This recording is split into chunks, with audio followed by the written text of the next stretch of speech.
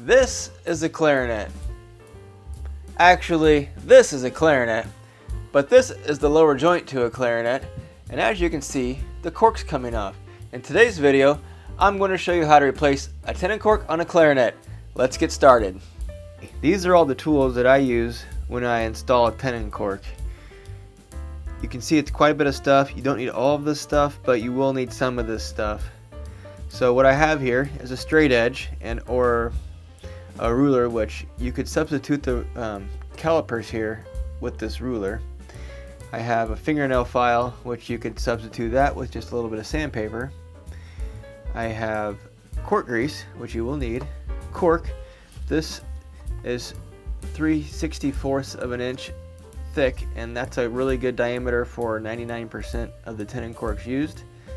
You may need something slightly thicker for maybe a mouthpiece, or if you're doing a saxophone neck cork, you may need a 1/16 thickness. This is a bench peg. This goes into the side of the bench. You'll see that in a minute. You don't need that either. Razor blade you will need. This is a cork scraper. You don't necessarily need that. That makes the job a lot easier. This is contact cement. You will need contact cement. I use the Weldwood brand, which you can get at most hardware stores, and I think I've even seen it at Walmart. And you can get smaller containers that come in a little container like that as well. Sandpaper. This is 320 grit.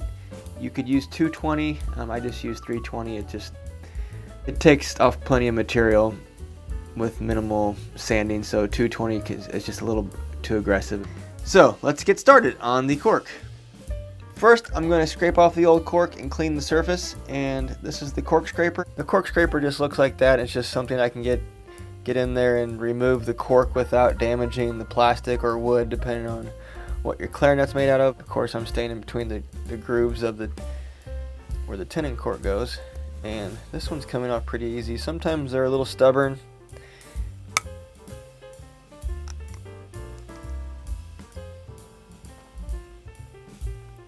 So that took the cork off. You could actually use this to clean off some of the old cork, and you're not really, you might be taking a little bit of the plastic off, but just nothing that would hurt anything.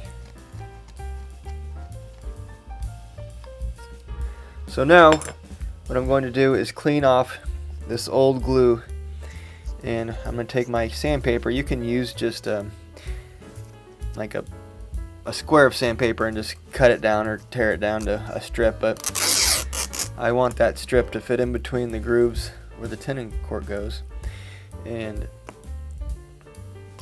the bench peg will go into the bench. This part goes into the bench, and this part sticks out. I can put the tenon onto the clarinet, and then with my body I can hold the clarinet on and then work the joint with both my hands, and I will show you how that works. So this is the one that I just always have on my bench. The other one was just a kind of a backup that I have. So that just slides on like that, and then I'll gently lean up against the joint, and then now you can see I have my hands free. And I'm just going to lightly clean the surface with the sandpaper and get most of the old cork off.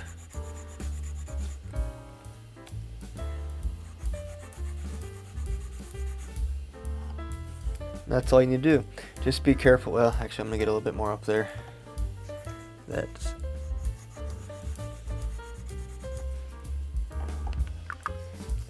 okay. I like that. And yeah, be very careful not to accidentally slip over and hit the finished surface that you'll actually see once the cork's installed. You could wrap that with a little painter's tape if you're concerned. I've been done this for a long time, and so very comfortable with doing this. You also probably noticed, hopefully, that the strokes I was using were very short, that we had a lot of control. If you're trying to get really crazy with it, that's when you could accidentally slip off and hurt the surface. Next step, we have to measure and cut the new cork, and I like to use these calipers. I can just put them in between the grooves, and I'll leave just a little bit of play, about like that, because the cork will compress a little bit, and plus it makes it easy to get inside the groove and makes it look really clean. If you don't have calipers, you can use a small ruler like this. So I would take this ruler and probably just mark it if I didn't have my calipers. I'm right on the 16 there, so that would make it pretty easy. And then I would take my pen and then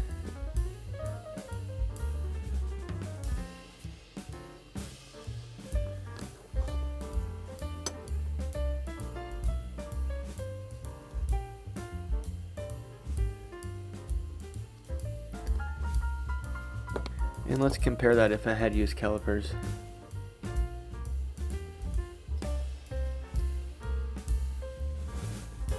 So yeah, you can see that that's right on the line. That's a little bit off. So the calipers are better, but and I'm just going to measure both ends with the calipers. I'm going to hold the ruler in place with my fingers. Take the razor blade, gently swipe the cork. Because if you use a lot of pressure, you might make the cork slip, and then your cork won't be cut straight. And that should fit right in between the grooves. That looks really good. Next step, I'm going to take the fingernail file, and if you don't have that, you can just cut it with a razor blade or sand a 45-degree angle in this case. Now I'm going to put the contact cement on this side, the little 45-degree angle, and then all the way on this side. It'll wrap around this tenon, and that when it gets all the way around, it's going to land like that, and that'll give us a pretty round surface and not give too much stress on the cork. Contact cement is a glue that works once it's dry. So I'll put glue on this part of the tenon, and then I'll put glue on the cork, and once both sides are dry, when they touch, they'll adhere and be very secure. And I'm trying to be careful not to get anything outside of the grooves. It's not that big a deal if you do. It cleans off pretty easily, but if you don't, then that's one less thing to have to clean up when you're done.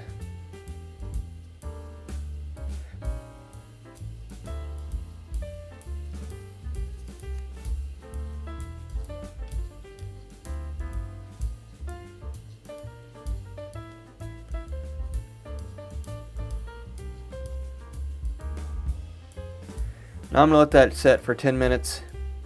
And both sides will be dry. That's kind of my rule, is just let it set for 10 minutes, and that's usually long enough for everything to feel, this will feel dry to the touch, and once they feel dry to the touch, they're ready to go together.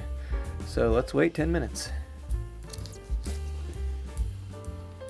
Okay, it's been about 10 minutes, and both surfaces feel dry to the touch.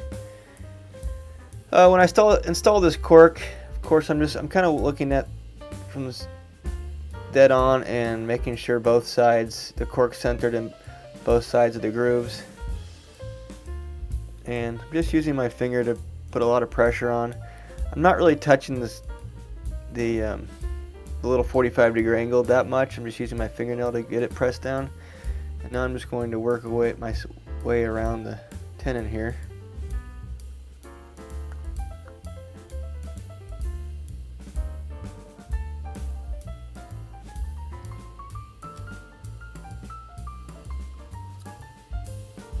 And that's where I'm at right now. I'm going to trim this little edge off carefully. Now we have to sand it down. The first thing you want to do is get the bell and just see, kind of gauge how much cork needs to come off. So that goes on barely with a lot of pressure. Some material needs to come off. And you could use a fingernail file for this whole thing. This one's so wide I wouldn't want to use it because I'd be afraid it would get over and hit the plastic. So what I'm going to use is my strip sandpaper here, and I'm going to just tear a strip down, and you can see it's just a little bit narrower than the cork. And I'll go back to my bench peg here and sand it down. And same thing like when I sanded the first time. I'm going to do short strokes and be very careful not to sand the plastic. Now I'm not pushing very hard, put a little pressure on there. I'm kind of working both ends, sort of giving it a roundness, but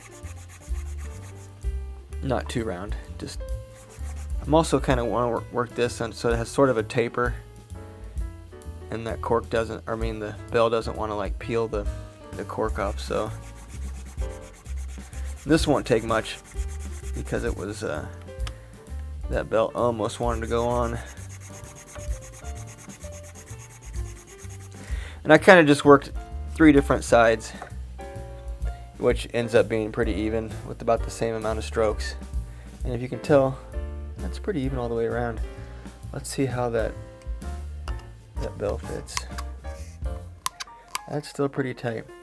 You do want it to go on pretty tight because the cork will compress over time, but that was a little too tight.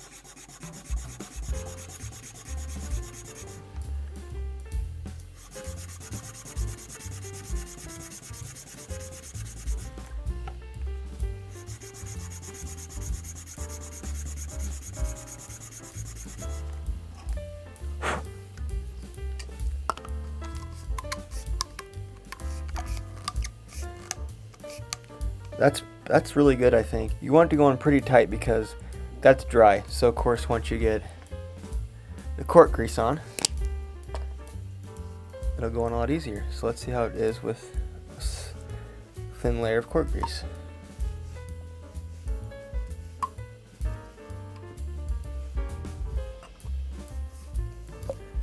I like it. That's perfect. Yeah, so be a little cleanup. I didn't get any glue over the edge. You can kind of see a little bit there if you're worried about that. Wipe that down with a little paper towel.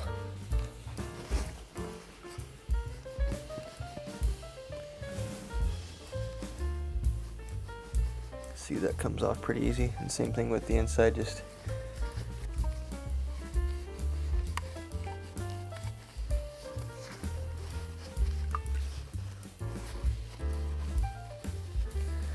and there you have it, the new cork on your clarinet. The new cork will take about a week to break in. You'll want to apply cork grease every time you play it for the first week or so, and it's going to feel tight.